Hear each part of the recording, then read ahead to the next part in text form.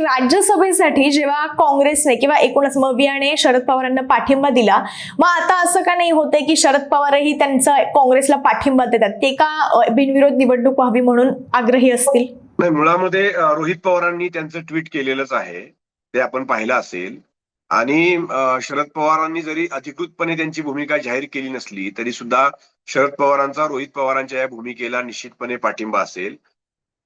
ज्या पद्धतीचं नातं शरद पवारांचं अजितदादांशी होतं ते पाहिलं तर निश्चितपणे शरद पवारांना सुद्धा ही निवडणूक बिनविरोध व्हावी असंच वाटत असेल.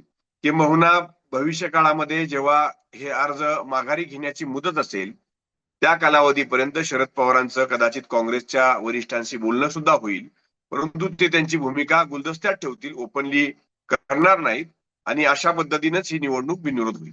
सर, मी आज एक भाषण ऐकलं सुनेत्रा पवारांचं, ज्यावेळेस ते उमेदवारी अर्ज भरण्यासाठी दाखल होणार होते त्यावेळेस बारामतीमध्ये राष्ट्रवादीचा मेळावा झाला.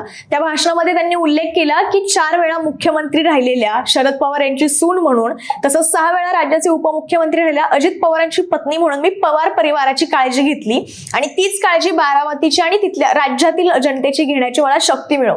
हे खरं तर विधान कुठे सूचक होतं का? कारण अनेकदा अशा चर्चा होत आहेत की राष्ट्रवादीचं विलिनीकरण होणार आणि याआधी जेव्हापासून शपथविधी झालाय सुनेत्रा पवारांचा उपमुख्यमंत्री म्हणून, तेव्हापासून शरद पवारांचा जास्त कुठे त्यांनी उल्लेख केलेला मला तरी दिसलेला नाही. आणि आता निवडणुकीच्या तोंडावर ज्या पद्धतीने त्यांच्याकडून हे विधान आलं ते कुठेतरी सूचक वाटतंय. त्यामुळे पुन्हा एकदा या राष्ट्रवादीच्या विलिनीकरणाची चर्चा होऊ शकते, त्याला बळ मिळू शकतं. मुळात सुनेत्रा पवार या अत्यंत परिपक्व आहेत. त्यांना अजितदादांच्या कुटुंबात येण्यापूर्वीपासून समाजकारणाचा आणि राजकारणाचा वारसा आहे. दादांनी त्यांना राजकारणामध्ये संधी दिली, त्या राज्यसभेवर गेल्या. आता दादांच्या निधनानंतर अकाली का होईना पण त्यांच्याकडे राज्याची धुरा आलेली आहे. बारामतीतलं राजकारण त्यांनी खूप जवळून बघितलेलं आहे. पवार साहेबांचं राजकारण त्यांनी जवळून बघितलेलं आहे. अजितदादांचं राजकारण त्यांनी खूप जवळून बघितलेलं आहे. अशा परिस्थितीमध्ये जेव्हा निवडणुकीला सामोरे जाता येत्या त्यावेळेस निश्चितपणे त्यांच्या पाठीमागं सुप्तपणे का होईना शरद पवारांचे आशीर्वाद आहेत. अजितदादांच्या पार्टीची फार मोठी मजबूत ताकद त्यांच्या पाठीशी उभी आहे.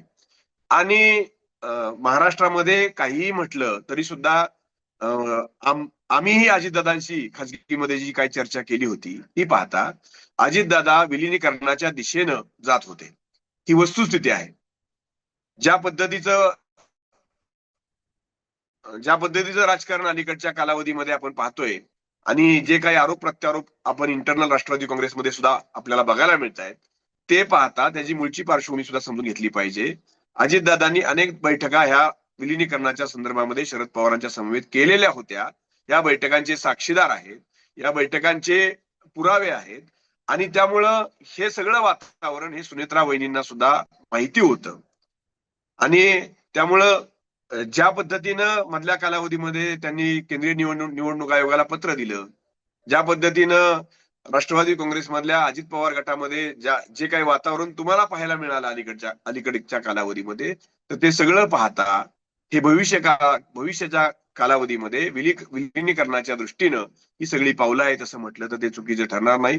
किंबहुना शरद पवारांच्या मनातलं किंवा अजितदादांच्या मनामध्ये जे होतं ते सुद्धा भविष्य काळामध्ये जर पाहायला मिळालं तर आश्चर्य वाटायला नको. सर, शरद पवारांची तुम्ही म्हटलं एक सुप्तपणे कुठेतरी शरद पवारांचं याला सगळ्यांना पाठिंबा आहे किंवा त्यांचं त्याच्यात आहे हस्तक्षेप म्हणा, पण कशा पद्धतीने शरद पवार या सगळ्यासाठी प्रयत्नशील असतील सुनेत्रा पवारांना निवडून आणण्यासाठी? कारण की म्हटलं जातं शरद पवार स्वतः मैदानात उतरलेत सुनेत्रा पवारांसाठी.